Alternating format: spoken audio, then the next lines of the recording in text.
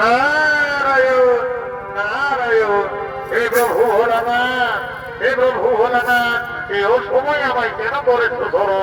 হে দেবর্ষী নারদ, হে দেবর্ষী নারদ, তুমি তো জানো বাবা আমার মেয়ে পদ্মা সে তো বিবাহের উপযুক্ত, তাই তার পাত্রের সন্ধান করতে হবে। হে প্রভু, এই সময় আমি কোথায় পাবো বলছে পাত্রের সন্ধান? আমি গ্রামে গঞ্জে শহরে অঞ্চলে যাব, আমি হরিনাম সর্বত্র করে বেড়াই, আমি নিশ্চয়ই নিয়ে আসবো পাত্রের সন্ধান। হে দেবর্ষী নারদ, তাহলে আর বিলম্ব করো না। এ কি প্রভু, এ কি আশ্চর্য দেখলাম! ওই তো কৈলাসের শিবিরের ওই ঠিক সুদর্শন মণিকুমার নাম তার জরুৎকার। এই জরুৎকার মনির সাথে আমাদের মেয়ে পদ্মার বিবাহ দিলে কেমন হয় প্রভু? হে দেবর্ষী নারদ, তাহলে আর বিলম্ব করো না, যাও শুভক্ষণের শুভ লগ্ন বই যাচ্ছে, তুমি আর বিলম্ব করো না। হে প্রভু, আমি যাই, আমি এক্ষুনি বনের সাথে দাঁড়িয়ে নিয়েছে এই পদ্মাকে এই সবার মধ্যে।